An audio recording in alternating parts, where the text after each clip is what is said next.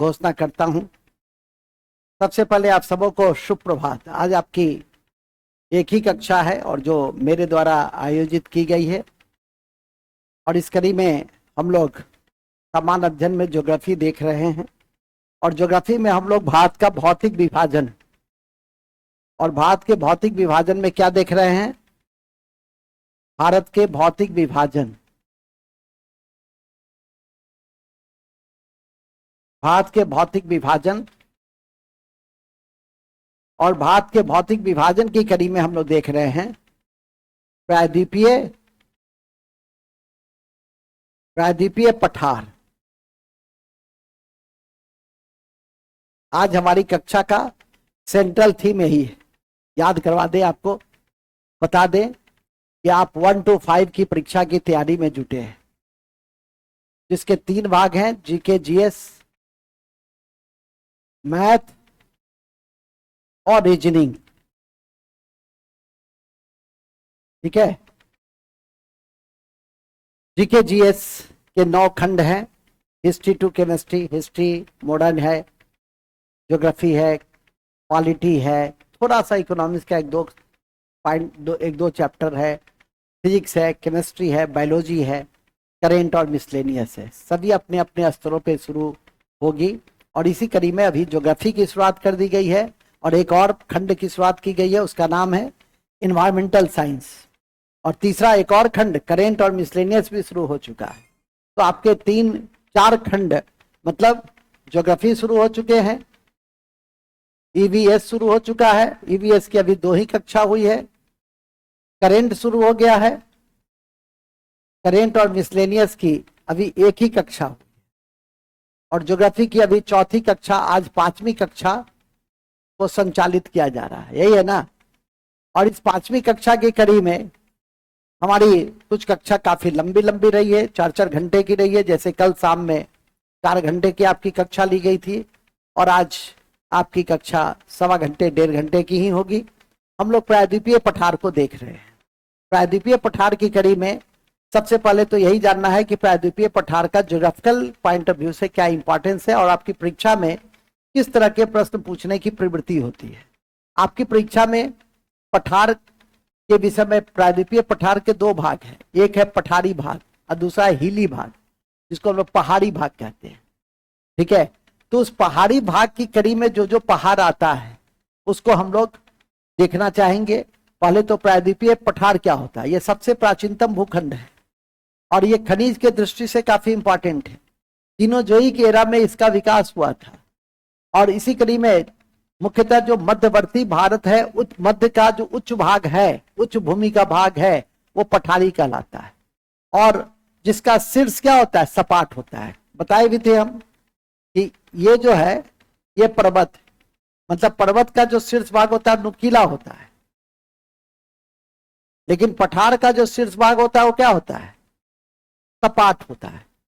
तो पठार मध्यवर्ती उच्च भूमि का भाग है जिसका शीर्ष सपाट होता है और जो खनिज के दृष्टि से महत्व रखता है, और जिसका विकास सीनोजोई की एरा में हुआ, और यह सबसे प्राचीनतम भूखंड है। ये 3 बातें सबसे पहले हम लोग परिचय में देखना चाहेंगे। तो लिखिए, सबसे पहले लिखो, यह सबसे प्राचीनतम भूखंड है।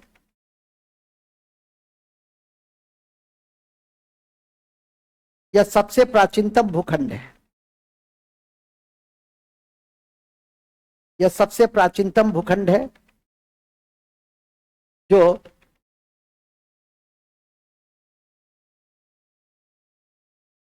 मैदानी क्षेत्र से 150 मीटर ऊंचा, मैदानी क्षेत्र से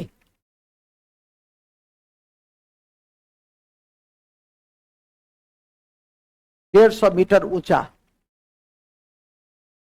150 मीटर ऊंचा, और समुद्र तल से, और समुद्र तल से, और समुद्र तल से, समुद्र तल से 600 से 900 मीटर ऊंचा होता है। 600 से 900 मीटर ऊंचा होता है।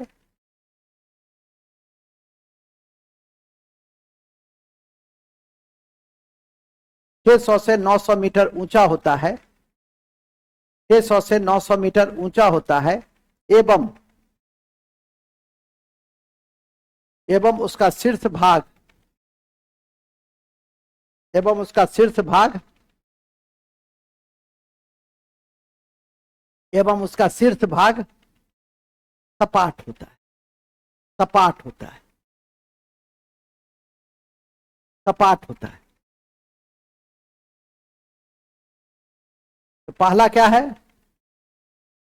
माने ऐसा क्षेत्र जो मैदान से 150 मीटर ऊंचा हो, है ना। दूसरा, समुद्र तल से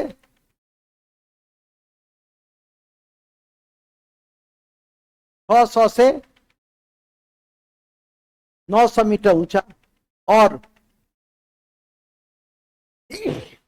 जिसका शीर्ष भाग, सपाट हो। शीर्ष भाग सपाट कैसा होता है अभी बताया था मैंने। और चौथा, इसकी उत्पत्ति हुई कीनोजेइक युग में। ये क्वेश्चन भी परीक्षा में पूछा हुआ है, ये क्वेश्चन भी परीक्षा में पूछा हुआ है, किस एरा में इसकी उत्पत्ति हुई, कीनोजेइक एरा में। और सुन लीजिए, अब ये प्रसिद्ध किस लिए होता है, यह प्रसिद्ध होता है खनिज के लिए। पठार किस लिए प्रसिद्ध होता है, खनिज के लिए,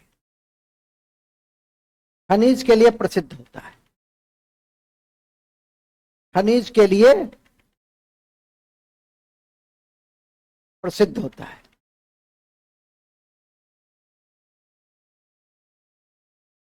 खनिज के लिए प्रसिद्ध है। किस लिए प्रसिद्ध है ये, खनिज के लिए प्रसिद्ध है, याद रखिएगा, ठीक है। अब आइए, इसके 3 भाग हैं हमारे प्रायद्वीपीय पठार के। उच्चावाच मतलब ऊंचाई के आधार पे 3 भाग है। एक है दक्कन का पठार, एक है मध्य उच्च भूमि भाग, और तीसरा उत्तर पूर्वी पठार। प्रायद्वीपीय पठार के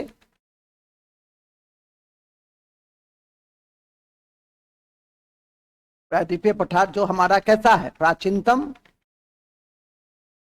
भूखंड है। प्राचीनतम भूखंड का मतलब समझे, ये सबसे ओल्डेस्ट में सबसे पहले यही डेवलप किया। इसके 3 भाग हैं। इसके कितने भाग हैं, 3 भाग हैं। पहला दक्कन, दक्कन का पठार, पहला है दक्कन का पठार। दूसरा है मध्य उच्च भूमि भाग, मध्य उच्च भूमि भाग, मध्य उच्च भूमि भाग। और तीसरा है, मध्य उच्च भूमि भाग के बाद है तीसरा है, और वह है आपका उत्तर पूर्वी का पठार।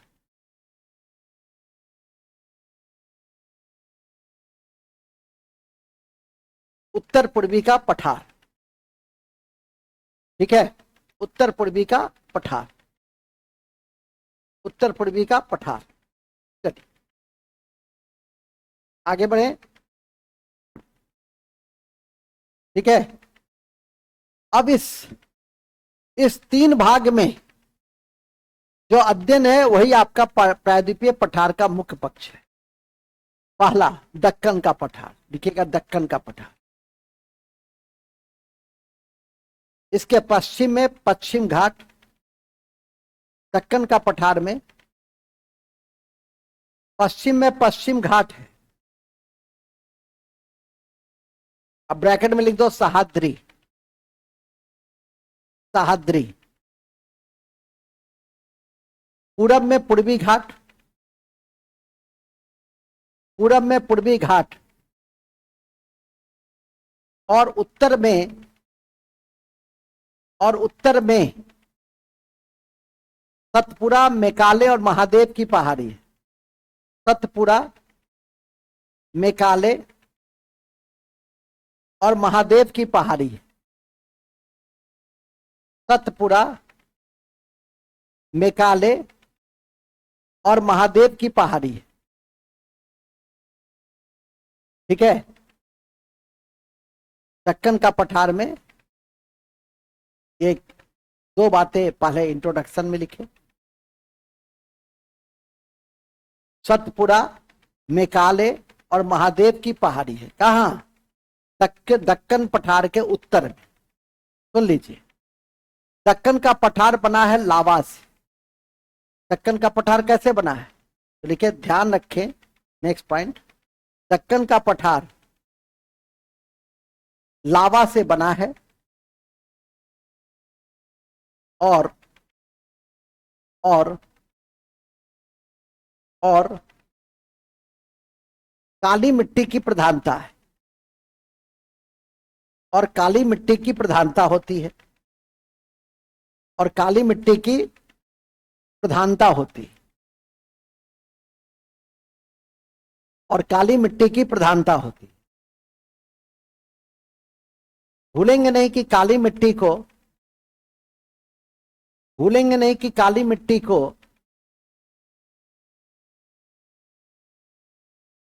काली मिट्टी को रेगुड़ मिट्टी, रेगुड़ मिट्टी, भूलेंगे नहीं कि काली मिट्टी को रेगुड़ मिट्टी या कपासी मिट्टी भी कहते हैं। रेगुड़ मिट्टी या कपासी मिट्टी भी कहते हैं।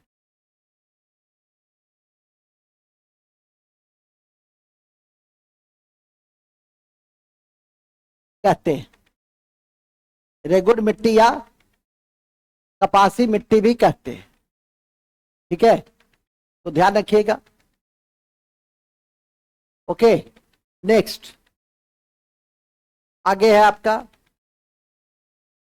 आपकी परीक्षा के दृष्टि से ये इतनी बातें आपके लिए पर्याप्त है पहला इंट्रोडक्शन में कि दक्कन का पठार क्या है। अब दक्कन के पठार की कड़ी में आपको जानना है पश्चिमी घाट को, आपको जानना है मेकाले सह्याद्री को, सबको जानना है। अभी मैंने बताया भी था कि पठार के दो भाग हैं। एक होता है पठारी क्षेत्र, जैसे दक्कन है, छोटा नागपुर है, ये सब है। और दूसरा है पहाड़ी क्षेत्र। ठीक है कि नहीं? तो पठार के अंदर क्या रहता है? पहाड़ी क्षेत्र रहता है। तो हमने उस सबको इस कड़ी में ढाल दिया और इसी कड़ी में हम सबका अध्ययन भी कर लेंगे। अब यहां पर लिखेंगे नेक्स्ट पॉइंट में, पश्चिमी घाट को स्थानीय तौर पे अनेक नाम से जाना जाता है। पश्चिमी घाट को स्थानीय तौर पर अनेक नाम से जाना जाता है। अनेक नाम से जाना जाता है, जैसे जैसे महाराष्ट्र में इसे सह्याद्री कहते हैं। महाराष्ट्र में इसे सह्याद्री कहते हैं। महाराष्ट्र में इसे सह्याद्री कहते हैं। जबकि तमिलनाडु जबकि तमिलनाडु तमिलनाडु कर्नाटक, तमिलनाडु कर्नाटक और केरल में, तमिलनाडु कर्नाटक और केरल में इसे, तमिलनाडु कर्नाटक और केरल में इसे नीलगिरी की पहाड़ी कहते हैं। नीलगिरी की पहाड़ी कहते हैं। नीलगिरी की पहाड़ी कहते हैं। कल पढ़ाए थे नीलगिरी की पहाड़ी। नीलगिरी का क्षेत्र कहां पढ़ाए थे बताओ? कल कहां पढ़ाए थे आप लोगों को? नीलगिरी कहां पढ़ाए थे?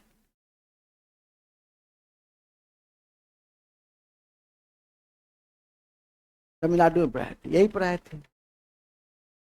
जी, यही पढ़ाए थे हम गधे, यही पढ़ाए थे। आंध्र प्रदेश में अभी भी लिखे हो कि तमिलनाडु कर्नाटक केरल में है। आंध्र प्रदेश कहां से आ गया? कल हम यही पढ़ाए थे। लोग तो महान है साहब, यही पढ़े थे कल। क्या मतलब है इस पढ़ाई का? सेम सेम, शर्म करो। कहते ना कि बायोस्फीयर रिजर्व है, पहला बायोस्फीयर रिजर्व नीलगिरी है, जहां टोडा जनजाति पाई जाती है। नहीं पढ़िएगा तो फिर ठीक है, ये हमको कहने में कोई गुरेज नहीं है। जब पढ़ा दिए उतना विस्तार से बता दिए, अब फिर भी वही ढाक के 3 बात। ठीक है कि नहीं? कि भारत का पहला बायोस्फीयर रिजर्व कहां बनाया गया? नीलगिरी में। कहां बनाया गया? नीलगिरी में। टोटल कितने बायोस्फीयर रिजर्व थे? 18। सब बताए थे ना।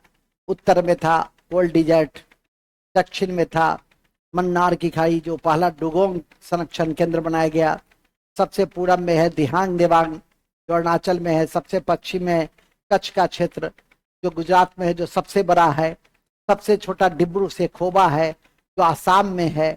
ठीक है कि नहीं? सब बताए थे, फिर भी वही ढाक के 3 पात। मानस, आसाम, सिंपलीपाल उड़ीसा, नहीं पन्ना मध्य प्रदेश, नहीं ये सब जितनी परिचर्चा है वो सब आपके समक्ष की गई थी। सुंदरबन का सबसे विशाल में हमने बताया था कि मैंग्रोव वनस्पति के लिए काफी प्रसिद्ध है, रॉयल बंगाल टाइगर के लिए प्रसिद्ध है, विश्व का सबसे बड़ा डेल्टा है सुंदरबन का डेल्टा। ठीक है, गंगा ब्रह्मपुत्र और मेघना नदी पर। सारी बातें कल हमने की थी। नहीं याद करके आइएगा तो कोई फायदा नहीं होगा, वो तो नोट बनता जाएगा। नोट बनाए हुए हैं का 2 लोग, पहले से भी तो 3 में पढ़े हैं, तो नोट बन गया, खत्म। क्लास में जब आइए रोज कहते हैं आने से पहले याद करके आइए। ठीक है कि नहीं? मूल बिंदु पे आइए। नेक्स्ट, नेक्स्ट है आपका क्या लिखे? नीलगिरी कहाँ है? नीलगिरी है कर्नाटक, तमिलनाडु, केरल। फिर लिखो केरल में अन्नामलाई और इलायची की पहाड़ी है। केरल में अन्नामलाई और इलायची की पहाड़ी है, और इलायची की पहाड़ी है। केरल में अन्नामलाई और इलायची की पहाड़ी है। किसकी पहाड़ी है? अन्नामलाई और इलायची की पहाड़ी है। अन्नामलाई और इलायची की पहाड़ी है। 2 बातें याद रखिएगा कि जो हमारा नीलगिरी है वहां पूर्वी घाट और पश्चिमी घाट जुड़ता है, और उसकी जो सबसे ऊंची चोटी है वह है दोदा बेटा, और अन्नामलाई की सबसे ऊंची चोटी अनाईमुडी है जो दक्षिण भारत की सबसे ऊंची चोटी है। जो दक्षिण भारत की सबसे ऊंची चोटी है, यदि परीक्षा में पूछे कि दक्षिण भारत की सबसे ऊंची चोटी कौन सी है तो अनाईमुडी की चोटी है। आपसे परीक्षा में पूछे कि नीलगिरी की पहाड़ी की सबसे ऊंची चोटी कौन है, दोदा बेटा है, और जहां पश्चिमी घाट और पूर्वी घाट का मिलन होता है। लिखिए पैराग्राफ चेंज करके, भूलेंगे नहीं, पॉइंट करके लिखिए, पॉइंट करके, भूलेंगे नहीं कि नीलगिरी पहाड़ी पूर्वी घाट और पश्चिमी घाट की मिलन स्थली है। पश्चिमी घाट और पूर्वी घाट की मिलन स्थली है। पश्चिमी घाट और पूर्वी घाट का मिलन स्थली है। कौन? नीलगिरी। नीलगिरी पश्चिमी घाट, वेस्टर्न घाट और ईस्टर्न घाट का मिलन स्थली है। और जहां यहां पर जो सबसे ऊंचा पीक है चोटी, उसका नाम है दोदा बेटा। पीक का क्या नाम है? दोदा बेटा। पीक का क्या नाम है? दोदा बेटा, जिसकी ऊंचाई लिख देंगे ब्रैकेट में 2637 मीटर। 2637 मीटर, 2637 मीटर है, और यह दक्षिण भारत का सेकेंड लार्जेस्ट, दक्षिण भारत का सेकेंड लार्जेस्ट पीक है।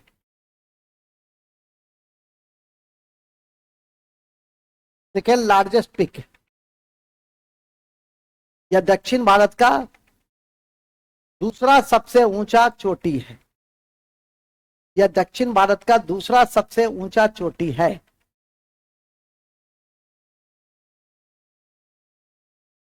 यह दक्षिण भारत का दूसरा सबसे ऊंची चोटी है। ठीक है, यह दक्षिण भारत की दूसरी सबसे ऊंची चोटी है। कौन कौन? गोदा बेटा। कौन बेटा? गोदा बेटा। और यह भी ध्यान रखिएगा कि यहां पर एक प्रसिद्ध पर्यटन स्थल है जिसका नाम है ऊटी। तो लिख देंगे नीलगिरी की पहाड़ी में, नीलगिरी की पहाड़ी में प्रसिद्ध पर्यटन स्थल ऊटी। प्रसिद्ध पर्यटन स्थल ऊटी है। प्रसिद्ध पर्यटन स्थल ऊटी है। प्रसिद्ध पर्यटन स्थल का क्या नाम है? ऊटी। तो नीलगिरी की पहाड़ी खुद देखिए कि कितना महत्वपूर्ण है। नीलगिरी की पहाड़ी क्यों याद रखें? क्योंकि पश्चिमी घाट और पूर्वी घाट की मिलन स्थली है। नीलगिरी की पहाड़ी क्यों याद रखें? कि जहां पश्चिमी घाट पूर्वी घाट मिलती है उसको क्या कहते हैं? दोदा बेटा कहते हैं। जिसकी ऊंचाई कितनी है? 2637 मीटर है। नीलगिरी की पहाड़ी क्यों याद रखें? क्योंकि नीलगिरी की पहाड़ी की जो सबसे ऊंची चोटी दोदा बेटा 2637 ये तो है ही, ये दक्षिण भारत की दूसरी सबसे ऊंची चोटी है। और यहाँ एक प्रसिद्ध पर्यटन स्थल ऊटी। नीलगिरी को क्यों याद रखें? नीलगिरी को याद रखें, कल पढ़े थे कि भारत का पहला बायोस्फीयर रिजर्व 1986 में कहां स्थापित किया गया था? नीलगिरी में स्थापित किया गया था। कहां स्थापित किया गया था? नीलगिरी में स्थापित किया गया था। ठीक है कि नहीं? जिसको हर संभव स्थिति में याद करके रखना है। तो नीलगिरी की पहाड़ी ये तो हुआ पहला भाग।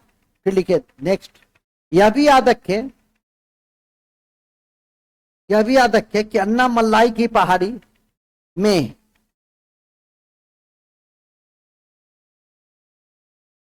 अन्नामलाई की पहाड़ी में अनाईमुडी चोटी है। अनाईमुडी चोटी है।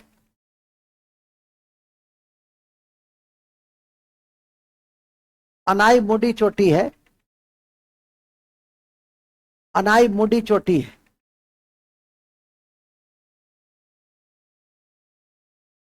अनाईमुडी चोटी है। अनाईमुडी चोटी है जिसकी ऊंचाई 2695 मीटर है।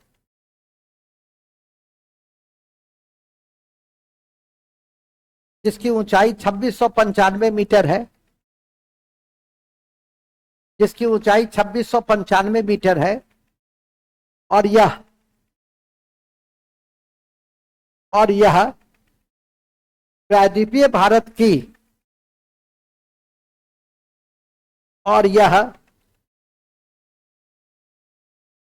प्रायद्वीपीय भारत की सबसे ऊंची चोटी है। और यह प्रायद्वीपीय भारत की सबसे ऊंची चोटी है। और यह प्रायद्वीपीय भारत की सबसे ऊंची चोटी है। ठीक है, तो ये दोनों बातें याद करके रखिएगा। नोट में लिखो, नोट में लिखिए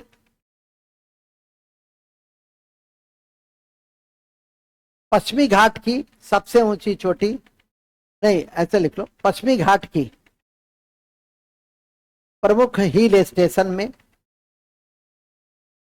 प्रमुख हिल स्टेशन में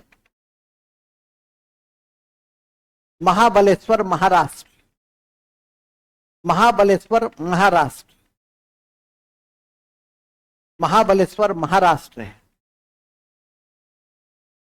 महाबलेश्वर महाराष्ट्र है।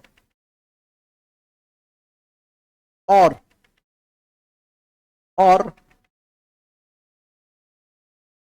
हरिश्चंद्र श्रेणी का संबंध भी महाराष्ट्र से, और हरिश्चंद्र पर्वत श्रेणी का संबंध भी हरिश्चंद्र पर्वत श्रेणी का संबंध भी महाराष्ट्र से, महाराष्ट्र से। ठीक है, लाल कलम से नोट लिखिए, नोट नंबर 2 लिखेंगे, नोट नंबर 2 लिखेंगे। पश्चिमी घाट की सबसे ऊंची चोटी, पश्चिमी घाट की सबसे ऊंची चोटी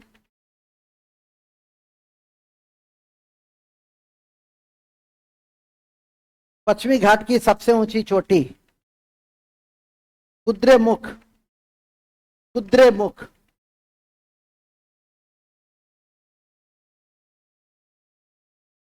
कुद्रेमुख,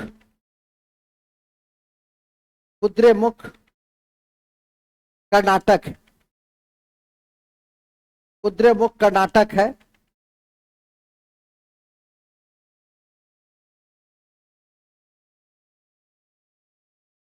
कुद्रेमुख कर्नाटक,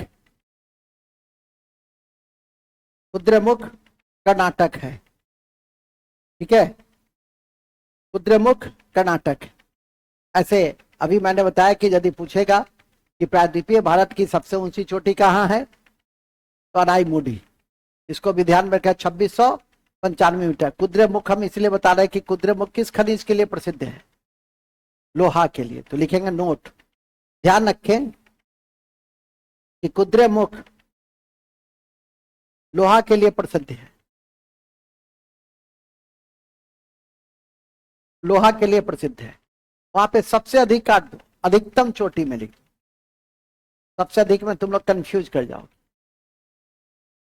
वहां सबसे अधिक काट दो, सबसे अधिक लिखे है ना, सबसे अधिक ऊंची चोटी पश्चिमी घाट की कुद्रेमुख है। वहां पे सीधे लिख दो, पश्चिमी घाट की प्रमुख चोटी, प्रमुख चोटी,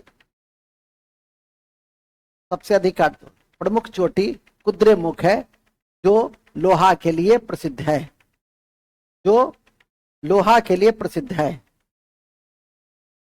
ठीक है, अब आ जाइए, एक लाइन और लिख देंगे। पश्चिमी घाट से, पश्चिमी घाट से अधिकांश प्रायद्वीपीय नदियां, अधिकांश, अधिकांश, अब बेटा कैसी बिटिया? हाँ वो तो चल दिया, रास्ते में बेटा, तो 6 बजे निकले। आवाज कट रही है बेटा, आवाज ही नहीं सुनाई दे।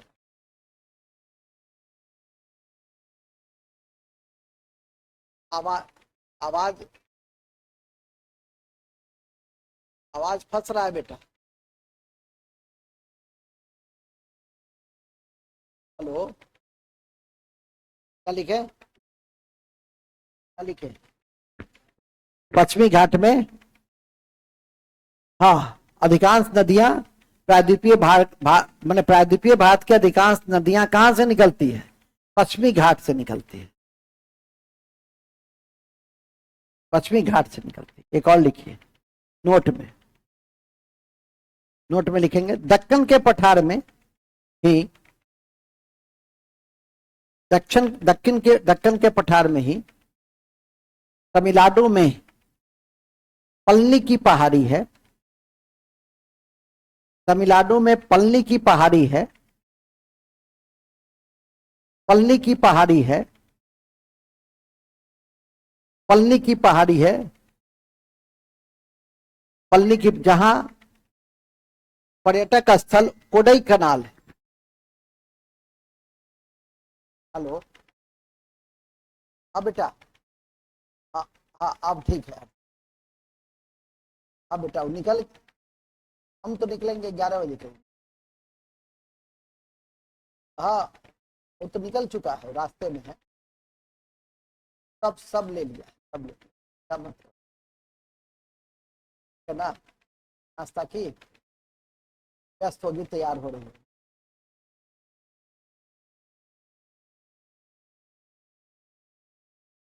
सब ला रही है, सब ला रही है, ऐसा मत करो।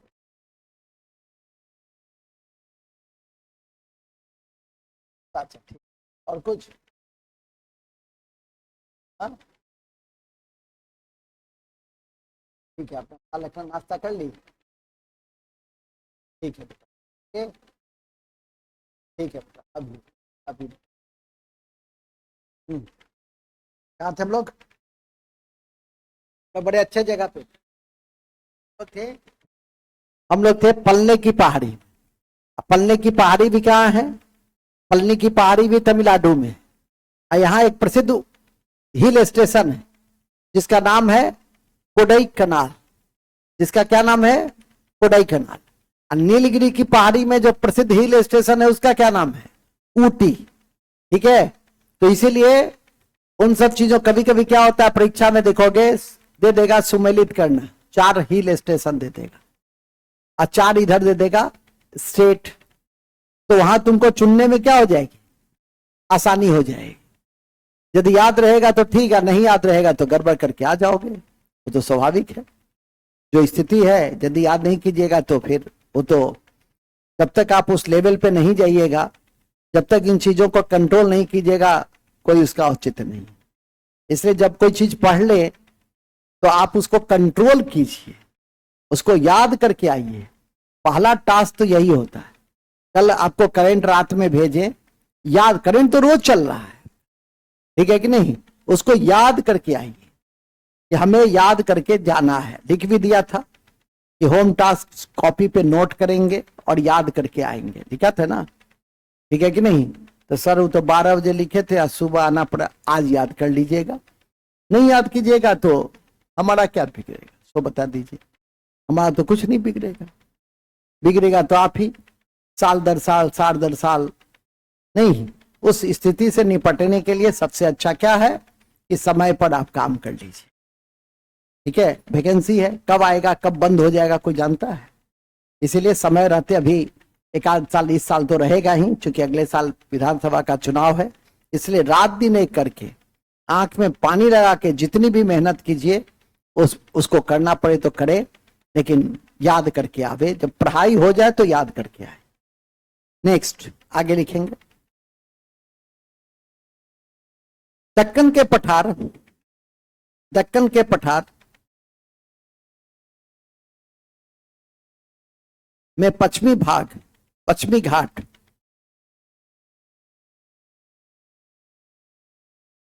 पूर्वी घाट की तुलना में अधिक ऊंचा है। पूर्वी घाट की तुलना में अधिक ऊंचा है, अधिक ऊंचा है।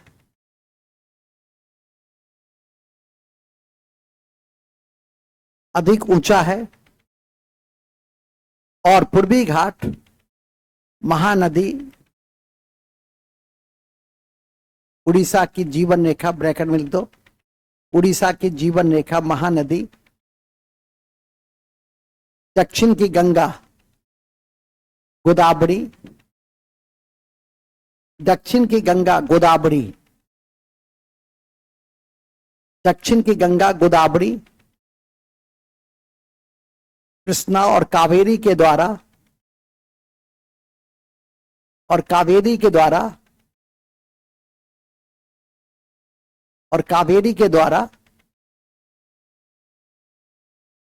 अपर्दित, अपर्दन है, इरोजन है, अपर्दित, अपर्दित, अपर्दित है। तो पूर्वी घाट किस किस नदियों से अपर्दित है? ठीक है, पहला महानदी, कहां की जीवन रेखा है महानदी? उड़ीसा की। दूसरा गोदावरी, कहां की जीवन रेखा है गोदावरी? दक्षिण की गंगा भी है। इसके अलावा कृष्णा और कावेरी के द्वारा अपर्दित है कौन? पूर्वी घाट। हमारा पूर्वी घाट और पश्चिमी घाट का कॉन्सेप्ट कल देखे थे जब मैं तटीय मैदान के विषय में बताया था। तो ये कौन सा घाट है? ये है पश्चिमी घाट, काठियावाड़, कोंकण, नहीं कन्नर, मालवार, इधर आपका कोरोमंडल का तट है, इधर रायलसीमा है, गोलकुंडा है, उत्तरी सरकार है, उड़ीसा उत्कल का मैदान है, ये पश्चिम बंगाल है। ये आपका ये पश्चिमी भाग अभी आपने नीलगिरी देखा, नीलगिरी कहाँ देखा? कर्नाटक में देखा, केरल में देखा और तमिलनाडु तक देखा। इसलिए पहला बायोस्फीयर रिजर्व यहां से शुरू होता है, नीलगिरी यहां तक आता है। और नीलगिरी में पूर्वी घाट भी है और पश्चिमी घाट भी है, दोनों की चोटी मिलती है। जो जिस स्थान पे मिलती है उसको दोदा बेटा कहते हैं, ठीक है कि नहीं। जो दक्षिण भारत की दूसरी सबसे ऊंची चोटी है 2637 मीटर, लेकिन सबसे ऊंची चोटी कौन है? वो केरल में अन्नामलाई की पहाड़ी में, और उसका नाम है अनाई मुडी, जिसकी ऊंचाई है 2695 मीटर, जिसकी ऊंचाई है 2695 मीटर। तो पूर्वी घाट और पश्चिमी घाट में आपने कई पहाड़ी को भी देखा, अब पूर्वी घाट के भी कुछ पहाड़ी को देखिए, ठीक है। अन्ना जैसे आपका सबसे इंपॉर्टेंट है जावदी का है, आपका पालकोंडा का है, नल्ला कोंडा का है। तो ये सब जो पूर्वी घाट की पहाड़ी है उसको भी थोड़ा सा देख लीजिए। तो लिखेंगे पूर्वी घाट में कुछ प्रमुख पहाड़ी श्रेणी है, जैसे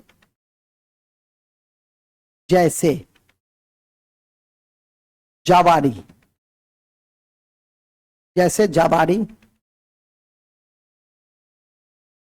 जावारी।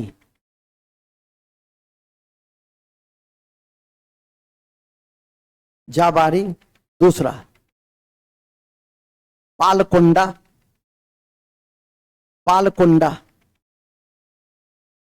नल्ला मल्ला, पालकोंडा, नल्ला मल्ला, आंध्र प्रदेश,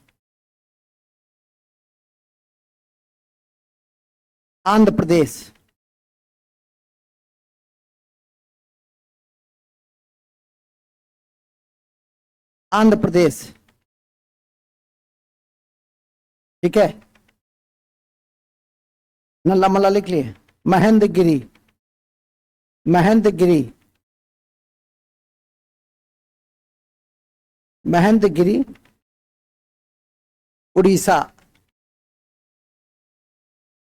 उड़ीसा इत्यादि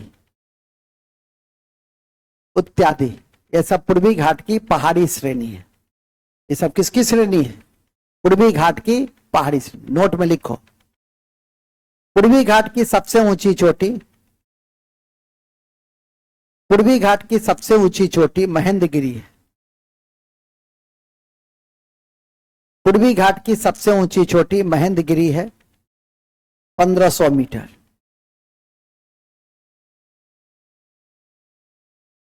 पूर्वी घाट की सबसे ऊंची चोटी महेंद्रगिरी है,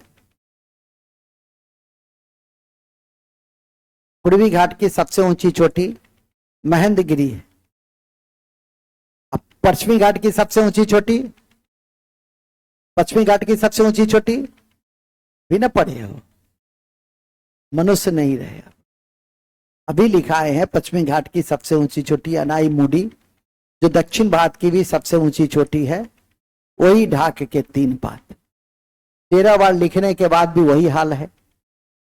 पूर्वी घाट की सबसे ऊंची चोटी महेंद्रगिरी, पश्चिमी घाट की या दक्षिण भारत की सबसे ऊंची चोटी अनाईमुडी 2695 मीटर, और महेंद्रगिरी की क्या है?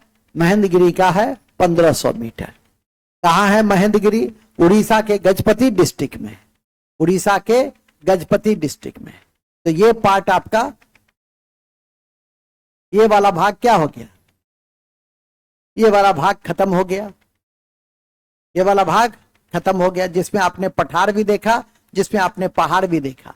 2 भाग में पश्चिमी घाट और पूर्वी घाट को भी देखा, ठीक है कि नहीं। और ये काफी इंपॉर्टेंट है। और इसी कड़ी में अभी आपको मैंने बताया भी था कि इसके जो उत्तर में है सतपुरा, मेघालय और महादेव की पहाड़ी, उसके विषय में आगे देखेंगे, लेकिन इतनी बातें सबसे पहले आप बचा के रख लीजिए। अब आता है ये भाग। इसी भाग में महादेव से लेकर सतपुरा तक मध्य उच्च भूमि का भाग। तो लिखेंगे पैराग्राफ चेंज।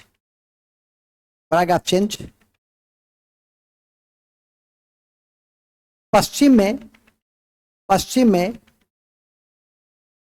भारत की सबसे प्राचीनतम पर्वत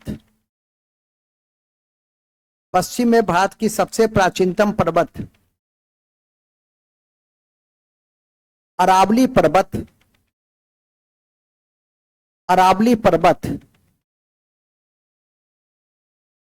इसकी सीमा बनाती है, इसकी सीमा बनाती है। अरावली पर्वत इसकी सीमा बनाती है और यह अवशिष्ट पर्वत का उदाहरण है, और यह अवशिष्ट पर्वत का उदाहरण है, और यह अवशिष्ट पर्वत का उदाहरण है। कौन? अरावली। ठीक है, अरावली। भूलेंगे नहीं, भूलेंगे नहीं कि अरावली की सबसे ऊंची चोटी, अरावली की सबसे ऊंची चोटी, अरावली की सबसे ऊंची चोटी गुरु शिखर है, 1722 मीटर, 1722 मीटर,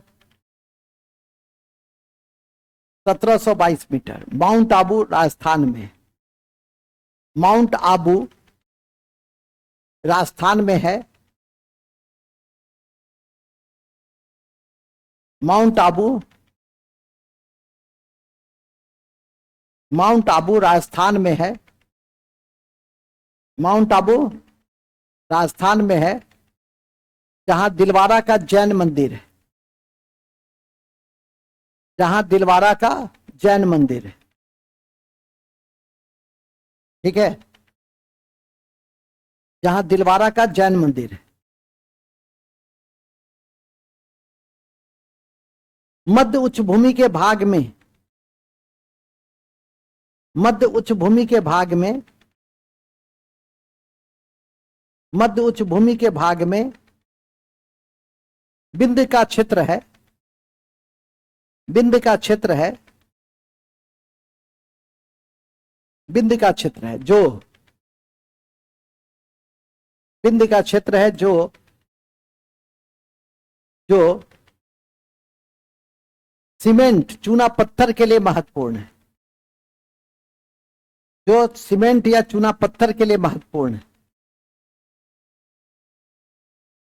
सीमेंट या चूना पत्थर के लिए महत्वपूर्ण होता है।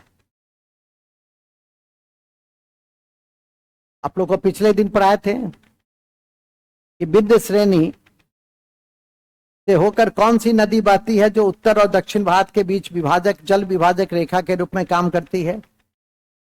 परसों तरसों भी पढ़ाए हैं। कौन बताएंगे? कोई नहीं, सब ये लोग मूर्ति देवी पुरस्कार पाने वाली सब। ठीक है, उसका नाम है नर्मदा, जो एक जल विभाजक रेखा के रूप में काम करती है और जो अमरकंटक से निकलती है। ठीक है कि नहीं? इसी कड़ी में, जैसा कि मैंने अभी आपको जानकारी में दिया कि विंध्य का जो क्षेत्र है मध्य उच्च भूमि के भाग में, वो बिल्डिंग मटेरियल्स चूना पत्थर के लिए जाना जाता है, जिसको हर संभव स्थिति में याद करके रखिए। नेक्स्ट, महादेव की, उसी में लिखे, महादेव की पहाड़ी मध्य प्रदेश में है, महादेव की पहाड़ी मध्य प्रदेश में है, और जिसकी सबसे ऊंची चोटी, और जिसकी सबसे ऊंची चोटी, और जिसकी सबसे ऊंची चोटी, और जिसकी सबसे ऊंची चोटी धूपगढ़ है, जिसकी सबसे ऊंची चोटी धूपगढ़ है, धूपगढ़ है, धूपगढ़ 1350 मीटर, 1350 मीटर। कल पढ़े थे, यहां पर एक हिल स्टेशन भी है और हमारा बायोस्फीयर रिजर्व भी है, जिसका नाम है, जिसका क्या नाम है? जिसका नाम है पंचमढ़ी। जिसका क्या नाम है? पंचमढ़ी। जिसका नाम है पंचमढ़ी। लिखेंगे इसी जगह पर मध्य प्रदेश का एकमात्र हिल स्टेशन, मध्य प्रदेश का एकमात्र हिल स्टेशन पंचमढ़ी।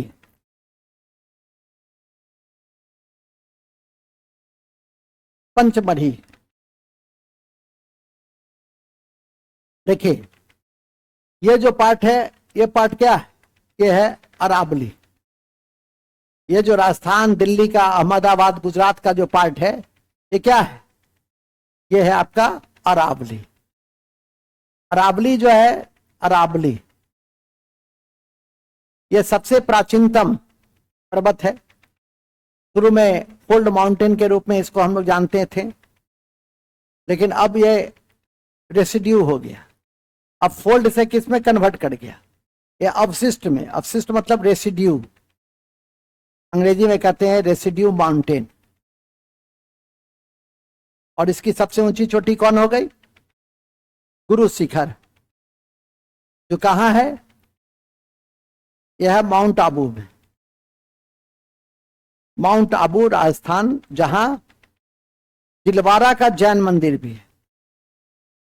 दिलवारा का जैन मंदिर है, जो बीमल नामक मंत्री, चालुक्य मंत्री ने तैयार किया था, याद करके रखिए। इसके बाद आपका ये भाग है, उच्च भूमि का भाग है, तो ये भाग है। ये आपका 2 है। ये 2 में क्या आता है? 2 में आता है बिंद का क्षेत्र। ये जो क्षेत्र है, ये बिंद का क्षेत्र है। और इसी के बीच से होकर ये नर्मदा नदी क्या है? जल विभाजक के रूप में काम कर रही है। बिंद का क्षेत्र चूना के लिए चूना पत्थर बिल्डिंग मटेरियल के लिए महत्वपूर्ण है। नर्मदा नदी है, ये बिंद का क्षेत्र है, उच्च भूमि का क्षेत्र है। और यही उत्तर, ये जो भाग है, ठीक है, ये जो भाग है, ये क्या है? मध्य उच्च भूमि का है। अब इसके बाद मतलब ये जो पार्ट्स है, ये जो दूसरा पार्ट है, ये है सतपुरा। यह है सतपुरा। और तीसरा जो पार्ट है, यह है आपका अजंता। अजंता की पहाड़ी। तो आपसे कभी कभी पूछा जा सकता है, लेकिन आप लोग को भगवान इतना बड़ा दिमाग दिया है कि क्या करें हम तो कुछ कर नहीं सकते हैं। अब तो राम भरोसे, भगवान जो करे आप लोग के लिए। आपसे पूछ सकता है, दे देगा तीनों ये, बिंद, सतपुरा, अजंता, और दे देगा दक्षिण से उत्तर की ओर सजाए। दक्षिण से उत्तर की ओर का क्रम क्या है? तो दक्षिण से उत्तर का क्रम है अजंता, फिर है आपका सतपुरा, और तब है बिंद। दे देगा उत्तर से दक्षिण, तो पहले होगा बिंद, तब होगा सतपुरा, तब होगा अजंता। इसलिए मैप के माध्यम से देखना चाहिए। और बराबर मैं कहता भी हूं कि जाकर के घर पर मैप को साथ लीजिए और उसको देखिए, नहीं तो एक आध दो क्वेश्चन तो रहेगा ऐसा कि फंसना ही। और आप लोग को जो भगवान ने जैसा दिमाग दिया है, वो तो बड़ा उच्च कोटि का है। हम इससे सुबह सुबह इससे ज्यादा और क्या कहेंगे? ठीक है, एक तो मेहनत नहीं करते हैं, ऊपर से दिमाग भगवान का पाया हुआ, ठीक है, तो मास्टर कर क्या सकता है? कुछ नहीं। एक तो मेहनत नहीं, ऊपर से भगवान का दिया हुआ दिमाग। समय रहते इस पे काम कीजिए। मतलब देखिए, बार बार देखिए, देखते रहने से भी याद हो जाता है। तो अभी मैंने आपसे बताया कि मध्य उच्च भूमि का जो दूसरा भाग है, ये जो मध्य उच्च भूमि का भाग है, उसमें कौन कौन से आते हैं? उसमें आते हैं बिंद। बिंद पढ़ लिए? बिंद पढ़ लिए ना? बिंद के बाद आता है, बिंद के बाद क्या लिखे? बिंद के बाद मधेपुरा लिखे, मधेपुरा महादेव लिख लिए थे ना, कोई बात नहीं है। महादेव का जो पार्ट्स है, वो महादेव का पार्ट्स यहां है। ये जो पार्ट्स है, ये महादेव का पार्ट्स है, ठीक है। महादेव पर्वत श्रेणी जो मध्य प्रदेश में है, तो वो उसका विस्तार होता है ना, ये इसका क्या होता है? विस्तार होता है। और ये विस्तार होकर, जैसे अभी आपने देखा अरावली, तो अरावली का विस्तार केवल राजस्थान में नहीं है, गुजरात, राजस्थान, दिल्ली का जो राष्ट्रपति भवन है, रायसीना की पहाड़ी, वो अरावली का ही विस्तार है। कॉपी के ऊपर में लिख लीजिए, कॉपी के ऊपर में। बड़ा इंपॉर्टेंट बात अभी मुंह से निकल गया। दिल्ली का राष्ट्रपति भवन, दिल्ली का राष्ट्रपति भवन, दिल्ली का राष्ट्रपति भवन, दिल्ली का राष्ट्रपति भवन दिल्ली का राष्ट्रपति भवन, रायसीना की पहाड़ी, रायसीना की पहाड़ी, रायसीना की पहाड़ी अरावली का ही विस्तार है, अरावली का ही विस्तार है।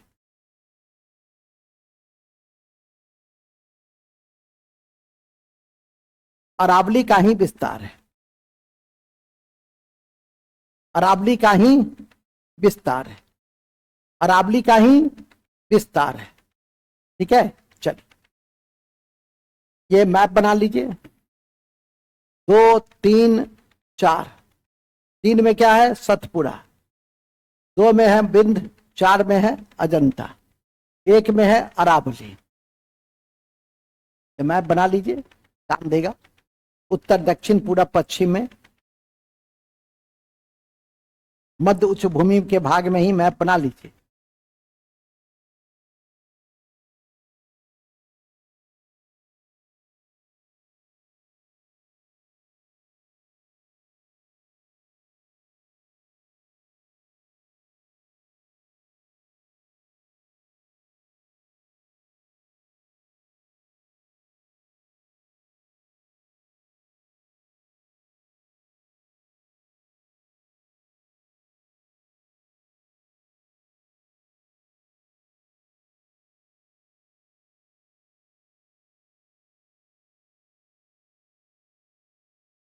ठीक है, स्केचिंग कर लीजिए ना, स्केचिंग।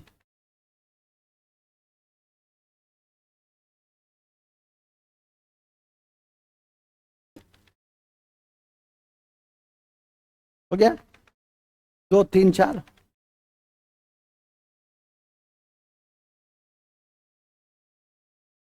दो, तीन, चार। बढ़े आगे।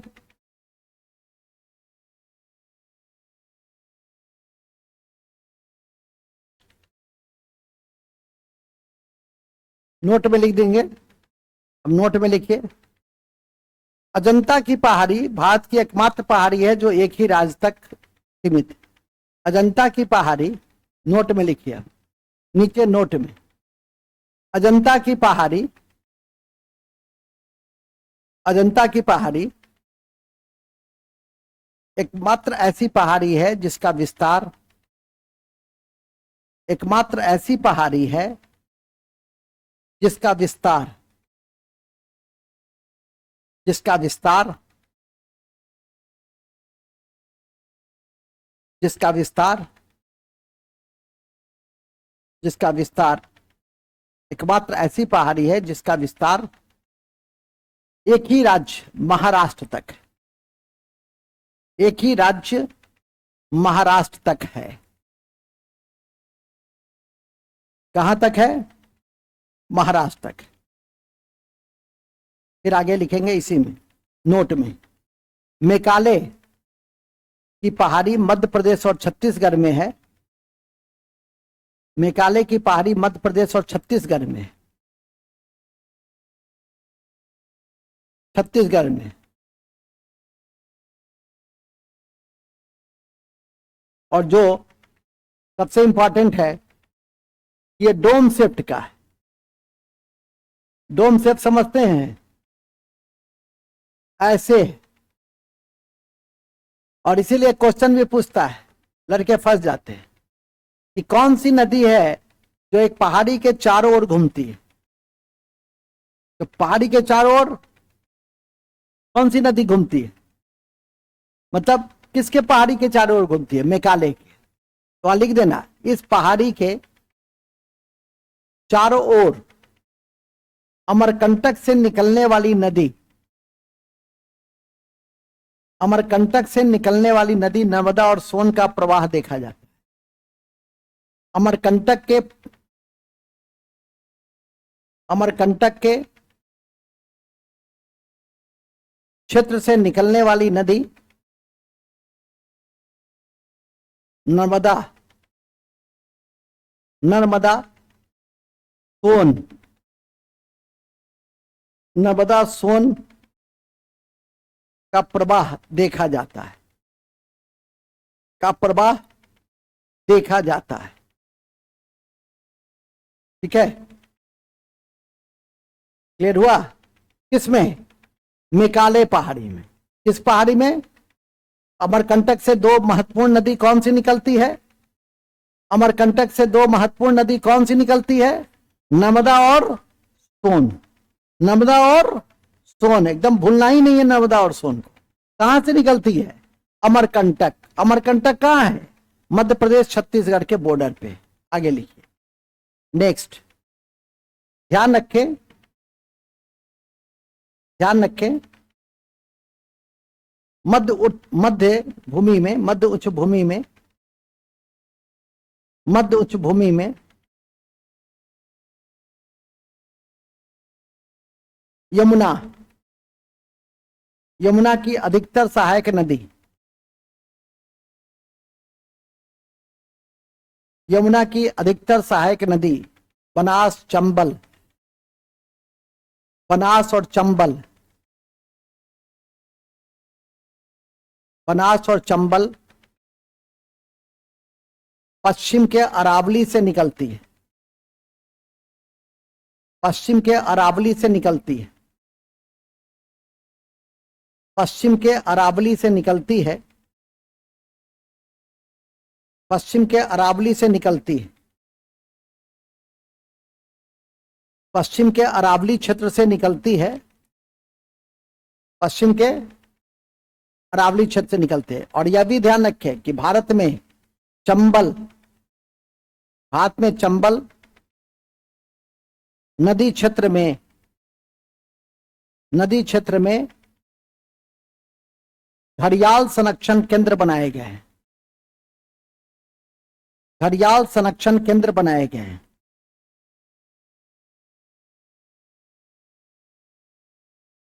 घड़ियाल संरक्षण केंद्र बनाए गए हैं, घड़ियाल संरक्षण केंद्र बनाए गए हैं। ठीक है, घड़ियाल संरक्षण केंद्र बनाए गए हैं। इसको हर संभव स्थिति में चंबल को याद रखने का प्रयास करिएगा, विशेष तो नदियों के इतिहास में हम पढ़ेंगे इसको। ठीक है, तो चंबल और बनास किसकी मुख्य सहायक नदी है? किसकी मुख्य सहायक नदी? यमुना की। और यमुना निकलती कहां से? यमुनोत्री से। यमुना यमुनोत्री से निकलती है, वो सब नदियों की कहानी में आप पढ़िएगा। फिर लिखिए, मध्य उच्च भूभाग का पूर्वी विस्तार, मध्य उच्च भूभाग का पूर्वी विस्तार, पूर्वी विस्तार राजमहल की पहाड़ी का तक है, राजमहल के पहाड़ी तक है, राजमहल का पहाड़ी तक है, राजमहल के पहाड़ी तक है, जिसके दक्षिण में भारत का खनिज भंडार या रूढ़ क्षेत्र, भारत का खनिज भंडार या रूढ़ क्षेत्र, भारत का खनिज भंडार या रूढ़ क्षेत्र, या रूढ़ क्षेत्र, या रूढ़ क्षेत्र छोटानागपुर का पठार है। भारत का खनिज भंडार या रूढ़ क्षेत्र छोटानागपुर का पठार है, जिसे हम पाट के नाम से भी जानते हैं, जिसे हम पाट क्षेत्र के नाम से भी जानते हैं। पाट पूछता भी है आपकी परीक्षा में कि पाट अंचल का संबंध किससे है? तो छोटानागपुर के पठारी क्षेत्र से, जिसे हम पाट क्षेत्र के नाम से भी जानते हैं, जिसे हम किस नाम से जानते हैं? पाट क्षेत्र के नाम से भी जानते हैं। ठीक है, ओके।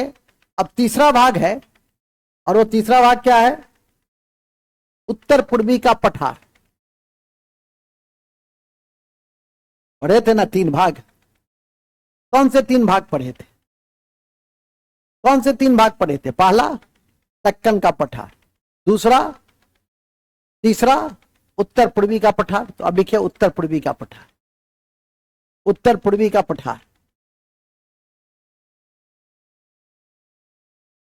वास्तव में यह प्रायद्वीपीय पठार का ही विस्तारित रूप है। वास्तव में यह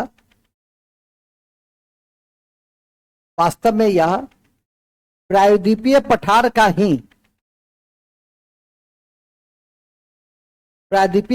का ही यह विस्तारित रूप है। और इसके मुख्य उदाहरण में मेघालय का पठार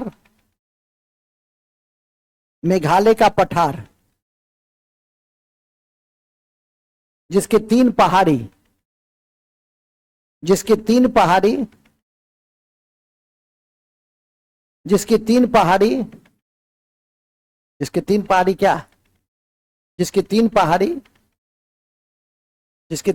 लिखेंगे गारो खासी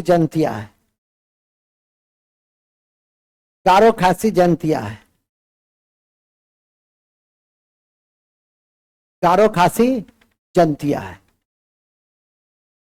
ठीक है। तो मेघालय के पठार में कौन से तीन पहाड़ी हैं? गारो, खासी, जंतिया। याद रखिए, जहां सबसे अधिक बारिश होती है। यहां एक क्षेत्र है सोहरा। यहां एक क्षेत्र का क्या नाम है? सोहरा। और सोहरा में सबसे अधिक बारिश होती है। तो लिख देंगे इसी पहाड़ी के क्षेत्र में सोहरा नामक स्थान पर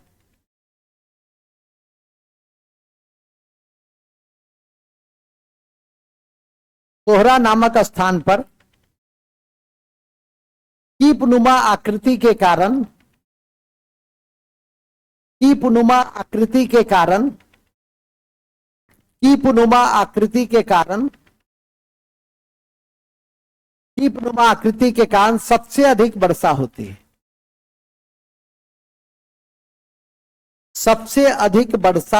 है।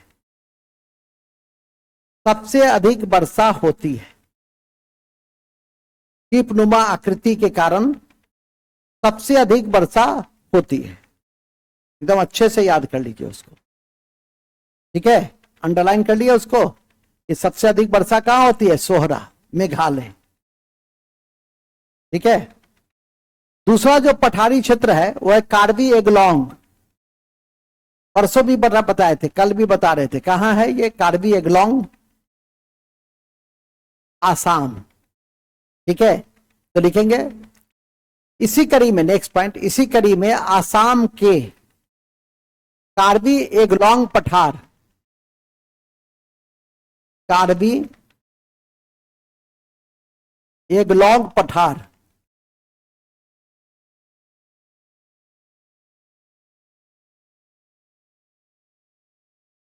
कार्बी एंगलोंग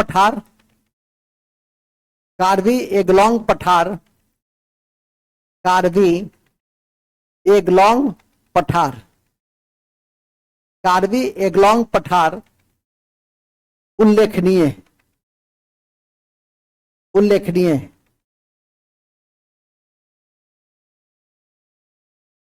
और इसी कड़ी में छोटानागपुर का पठार भी है। छोटानागपुर का पठार भी है, उत्तर पूर्व में है, बिहार में, झारखंड में। इसी कड़ी में छोटानागपुर का पठार भी, जो नदी के द्वारा जमा किए गए जलोढ़ द्वारा,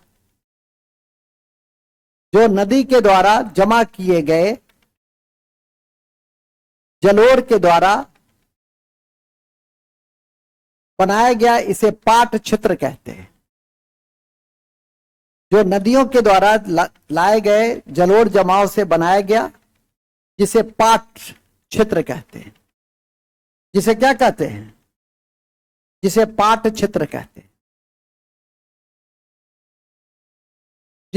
क्षेत्र कहते हैं। अंडरलाइन कर दो, पाट।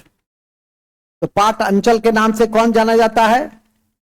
छोटानागपुर का क्षेत्र।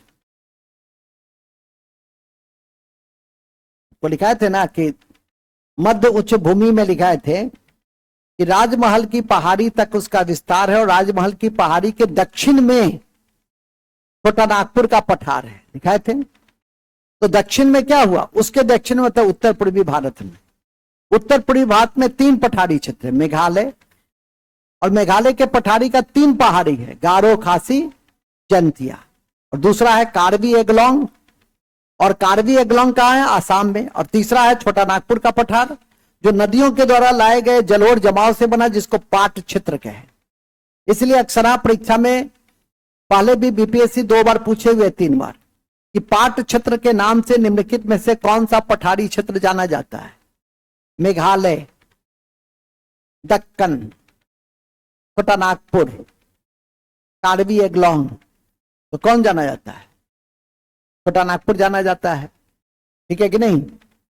और छोटा नागपुर का पठार जो है वो कोयला के लिए, लोहा के लिए, सिलिमेनाइट के लिए, अबरक के लिए प्रसिद्ध है। मेघालय का पठार भी जो है वो 2 खनिज के लिए प्रसिद्ध है, कोयला और लोहा, वहां भी कोयला लोहा मिलता है। अभी एक लोहा के लिए लिखे थे, एक क्षेत्र का नाम कर्नाटक में, क्या नाम था उसका, कुद्रेमुख, वो भी लोहा के लिए प्रसिद्ध है, वहां नोट में लिख दो। छोटा नागपुर का क्षेत्र, छोटा नागपुर का क्षेत्र कोयला, लोहा, सिल्मेनाइट, सिल्मेनाइट, सिल्मेनाइट और यूरेनियम के लिए, और यूरेनियम के लिए प्रसिद्ध है।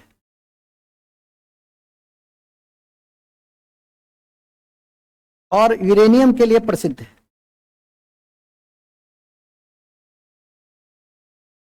और यूरेनियम के लिए प्रसिद्ध है, और यूरेनियम के लिए प्रसिद्ध है। नोट में लिख देंगे। यूरेनियम ऑक्साइड को, यूरेनियम ऑक्साइड को येलो केक के नाम से जानते हैं, यूरेनियम ऑक्साइड को येलो केक के नाम से जानते हैं। किसके नाम से जानते हैं, येलो केक के नाम से जानते हैं। येलो केक के नाम से जानते हैं किसको, किसको, यूरेनियम ऑक्साइड को येलो केक के नाम से जानते हैं, लिखेंगे। कल हम एक पेपर कटिंग भेजे थे, परम बुद्ध, कौन बताएगा क्या है, हाँ जी, बिहार का पहला सुपर कंप्यूटर है, एकदम याद रखना है, तुम्हारी परीक्षा में आएगा, कॉपी के ऊपर में लिख लो, कॉपी के ऊपर में, बिहार का पहला सुपर कंप्यूटर परम बुद्ध है, जिसे सीडैक ने तैयार किया, सीडैक पटना ने तैयार किया। बिहार का पहला सुपर कंप्यूटर परम बुद्ध है, परम बुद्ध है, जिसे बिहार के, जिसे बिहार के सीडैक ने तैयार किया।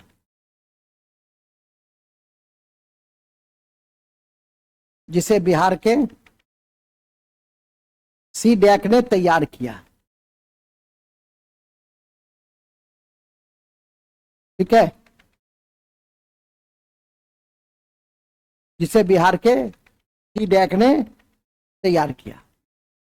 नोट में एक और लिख दो कॉपी के ऊपर में, सीडैक का मुख्यालय पूना में, सीडैक का मुख्यालय,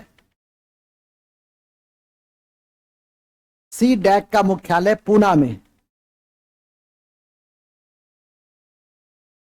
सीडैक का मुख्यालय पूना में है, सीडैक का मुख्यालय पूना में। बस, तो आपका जो हमारा पठारी क्षेत्र है, छोटा नागपुर का पठार, उसमें एक लाइन लिखना था कि मेघालय में भी इस तरह के खनिज मिलते हैं, वहां लिख देना, मेघालय के पठार में भी ध्यान रखें कि मेघालय के पठार में भी इसी तरह की खनिज, इसी तरह की खनिज देखी जाती है, इसी तरह की खनिज देखी जाती है।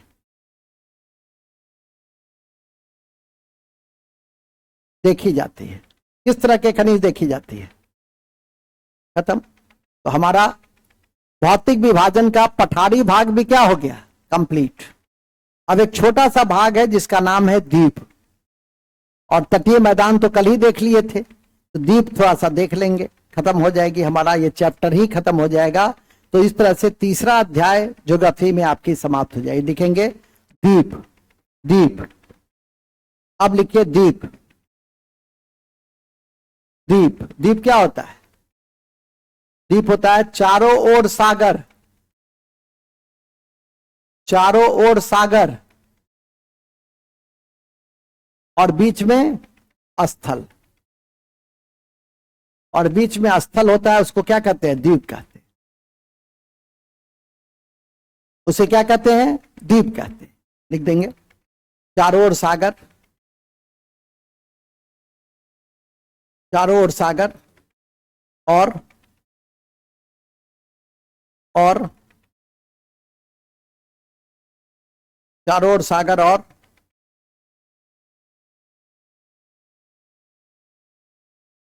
और ठीक है, बीच में स्थल हो उसे द्वीप कहते हैं। लिखेंगे भारत हिंद महासागर के उत्तर में है, भारत हिंद महासागर के उत्तर में है,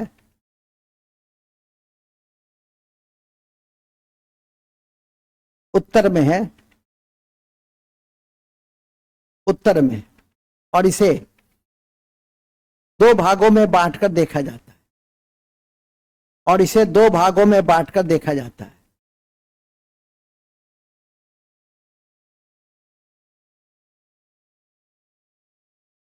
देखा जाता है, ठीक है, देखा जाता है। हिंद महासागर के दो भाग हैं, हिंद महासागर के दो भाग हैं, एक है बंगाल की खाड़ी, एक है बंगाल की खाड़ी,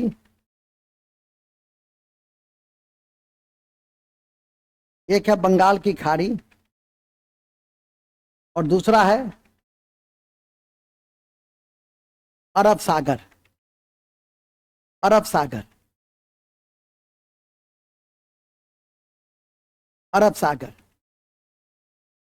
बंगाल की खाड़ी में देखेंगे, बंगाल की खाड़ी में अंडमान निकोबार द्वीप समूह, बंगाल की खाड़ी में अंडमान निकोबार द्वीप समूह,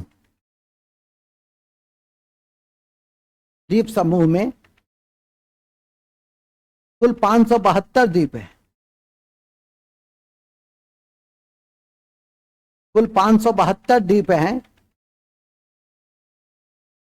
कुल 572 द्वीप है, और इसे भारत का,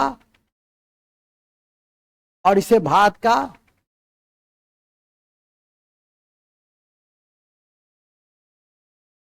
और इसे भारत का क्या कहते हैं? यह बंगाल की खाड़ी,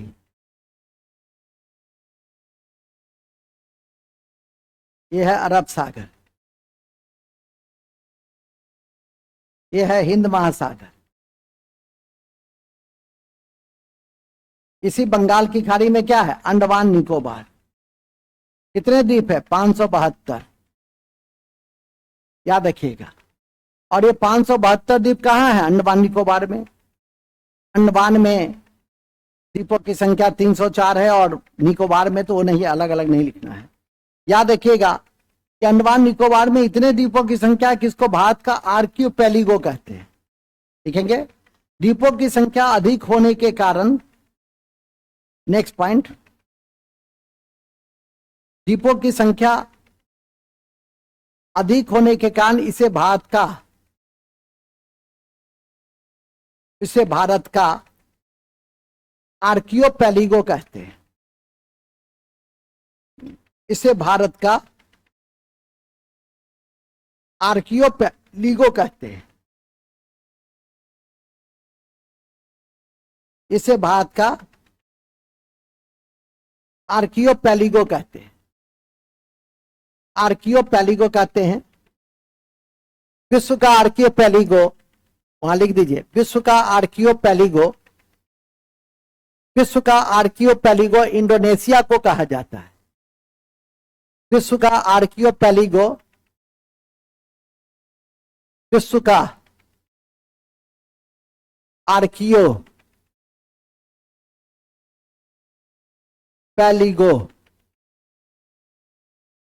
विश्व का आर्कियोपेलिगो किसको कहते हैं? इंडोनेशिया को कहते हैं। इंडोनेशिया को कहते हैं। विश्व का आर्कियोपेलिगो किसको कहते हैं? इंडोनेशिया को कहते हैं। 13,000 द्वीप है यहां द्वीपों की संख्या कितनी है? 13,000 है। समझ जाइए, यहां द्वीपों की संख्या 13,000 है। यहां द्वीपों की संख्या 13,000 है। ठीक है, द्वीपों की संख्या 13,000 है। कहां? इंडोनेशिया में। कहां? और भारत का आर्कियोपेलिगो कौन सा है? भारत का आर्कियोपेलिगो कौन सा है? बंगाल की खाड़ी है, अंडमान निकोबार। ये भी लिख देना नोट में। अंडमान को निकोबार 10 डिग्री चैनल से अलग करता है। अंडमान को निकोबार 10 डिग्री चैनल से अलग करता है। अंडमान को निकोबार 10 डिग्री चैनल से अलग करता है। अंडमान को निकोबार 10 डिग्री चैनल से अलग करता है। अति महत्वपूर्ण है कि अंडमान को निकोबार कितना डिग्री से अलग करता है? टिक लगा दिए, ठीक, 10 डिग्री से अलग करता है। कितना डिग्री से अलग करता है? 10 डिग्री से। नेक्स्ट, बंद कर लीजिए। नेक्स्ट, अति महत्वपूर्ण है कि, अति महत्वपूर्ण है कि अंडमान निकोबार, अंडमान निकोबार, अंडमान निकोबार 6 डिग्री उत्तर से 14 डिग्री उत्तर, 6 डिग्री उत्तर से 14 डिग्री उत्तर और 6 डिग्री उत्तर से 14 डिग्री उत्तर और 92 डिग्री पूरब से, 92 डिग्री पूरब से 94 डिग्री पूरब तक स्थित स्थित स्थित है। ठीक है, इस द्वीपों की उत्पत्ति ज्वालामुखी की क्रिया से हुई। ध्यान रखें कि इन द्वीपों की उत्पत्ति, इन द्वीपों की उत्पत्ति ज्वालामुखी की क्रिया से हुई, ज्वालामुखी की क्रिया से हुई, की क्रिया से हुई।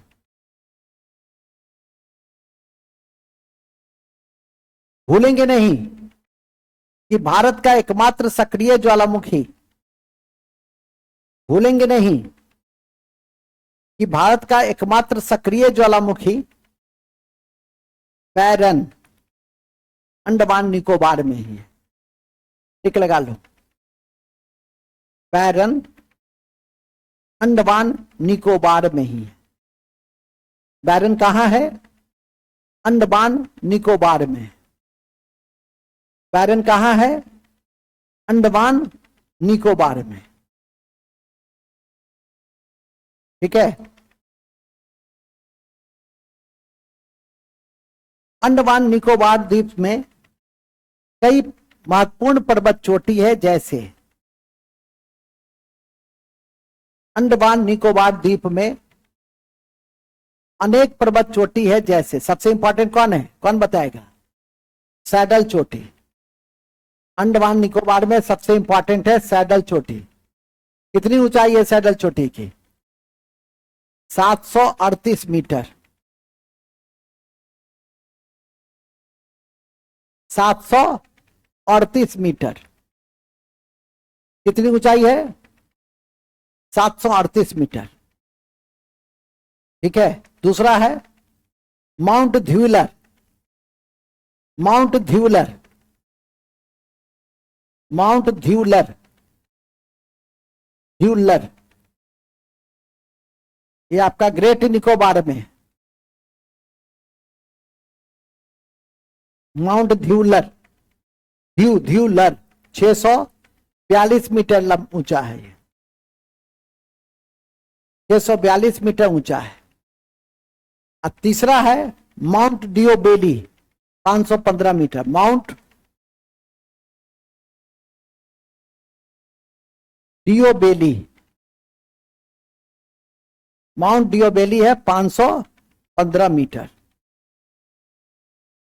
ये तीन याद रखिएगा, पहला सैडल चोटी, दूसरा माउंट ध्यूलर, तीसरा माउंट डिओबेली। ठीक है। ये तीन माउंट, एक और भी है माउंट कोएब, लेकिन एक तो याद रहता नहीं आप लोग को, चार कहां से याद रखिए। आप सैडल चोटी याद रख लीजिए भगवान की कृपा से, तो यही अपने आप में बहुत बड़ी बात होगी। ठीक है कि नहीं? हाँ, तो ध्यान में रखिए। इन्हीं शब्दों के साथ हमारा अंडमान निकोबार में जो द्वीपों की स्थिति है वो आपका समाप्त होता है। मुख्यतः अंडमान निकोबार में मत्स्य पालन, आखेट, ठीक है, पर्यटन, इन सब के कारण से हम जानते हैं। अंडमान निकोबार में एक जेल भी बड़ा प्रसिद्ध था आजादी के पहले, नाम था सेलुलर जेल। अंडमान निकोबार में कुछ जनजाति पाई जाती है जो भारत की सबसे प्राचीनतम प्रजाति है, नेग्रिटो, और उस जनजाति का नाम है सोमपेन, उस जनजाति का नाम है जोड़बे, सेंटिनिलेज। ये सब प्रमुख जनजाति अंडमान के क्षेत्र में ही पाई जाती है। लिख देंगे अंडमान निकोबार में, अंडमान निकोबार में भारत की सबसे प्राचीनतम प्रजाति, भारत की सबसे प्राचीनतम प्रजाति नेग्रिटो से संबंधित, नेग्रिटो से संबंधित, नेग्रिटो से संबंधित सोमपेन, जोड़बे, सोमपेन, जोड़बे, सेंटिनिलेज, सेंटिनिलेज जनजाति पाई जाती है। सेंटिनिलेज जनजाति पाई जाती है। सोमपेन, जोड़बे, सेंटिनिलेज, सेंटिनिलेज जनजाति पाई जाती है। कहां? अंडमान निकोबार में। ये सभी जनजाति किस प्रजाति से संबंधित है? नेग्रिटो, जो सबसे प्राचीनतम प्रजाति है। ये जनजाति है, ये प्रजाति है। और मानव की प्रजाति का आकलन कपाल संरचना के आधार पे होता है। कपाल संरचना क्या है? ये जो हम लोग का जो माथा है, इस आधार पे हम मानव की प्रजाति का वर्गीकरण करते हैं। ठीक है। इन्हीं शब्दों के साथ अंडमान निकोबार के कॉन्टेक्स्ट में सभी बातें समाप्त। आता है छोटा सा लक्षद्वीप, आज खत्म ही कर देता हूं। लिखेंगे लक्षद्वीप, अरब सागर में स्थित है, अरब सागर में स्थित है, जो 80 डिग्री उत्तर से 12 डिग्री उत्तर, जो 80 डिग्री उत्तर से 12 डिग्री उत्तर, 80 डिग्री उत्तर से 12 डिग्री उत्तर और 71 डिग्री पूरब से, 71 डिग्री पूरब से 74 डिग्री पूरब तक बिखरा हुआ है,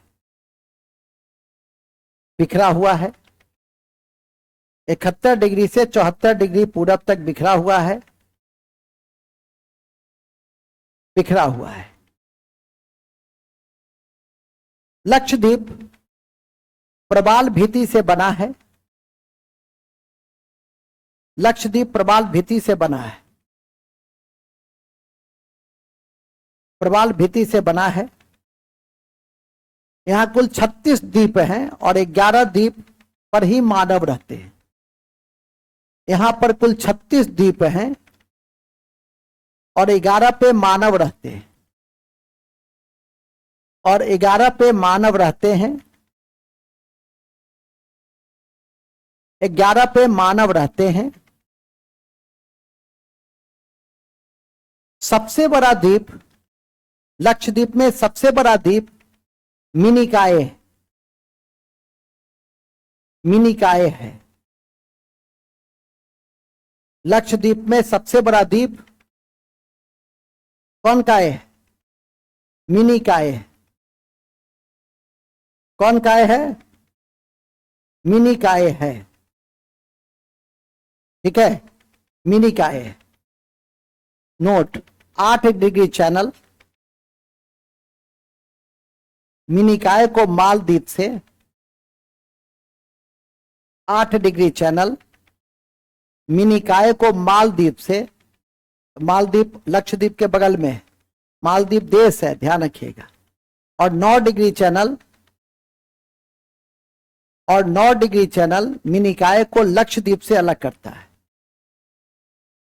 मिनिकॉय को लक्षद्वीप से अलग करता है। मिनिकॉय को लक्षद्वीप से अलग करता है।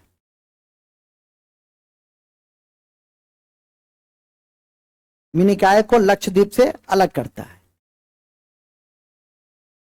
ठीक है, और 10 डिग्री चैनल किसको अलग करता है?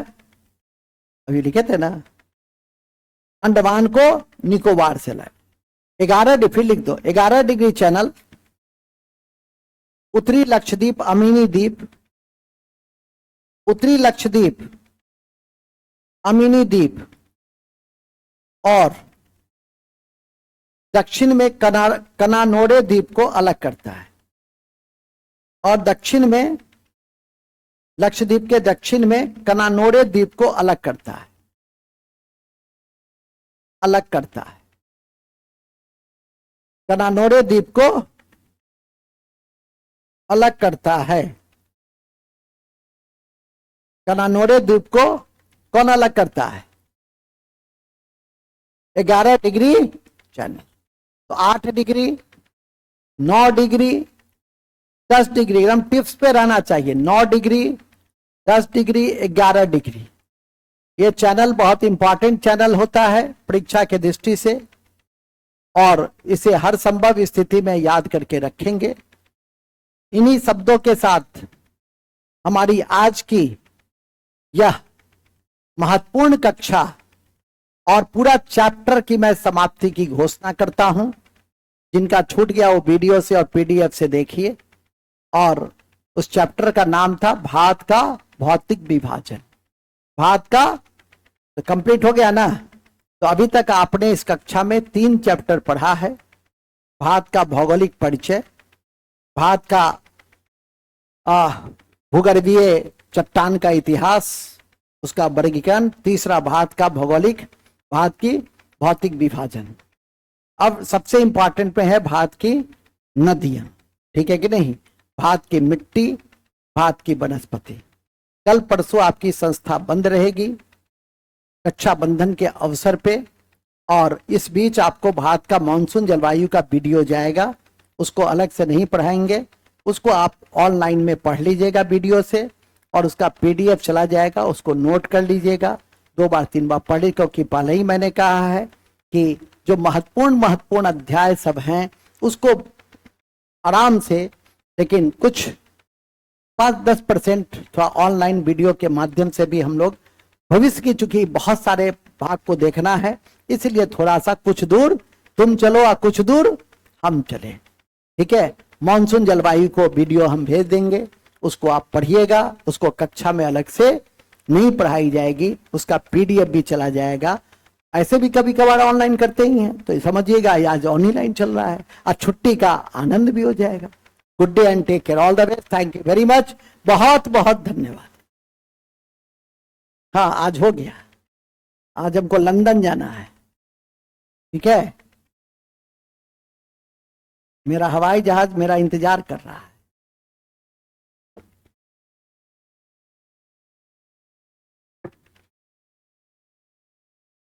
कमलेश जी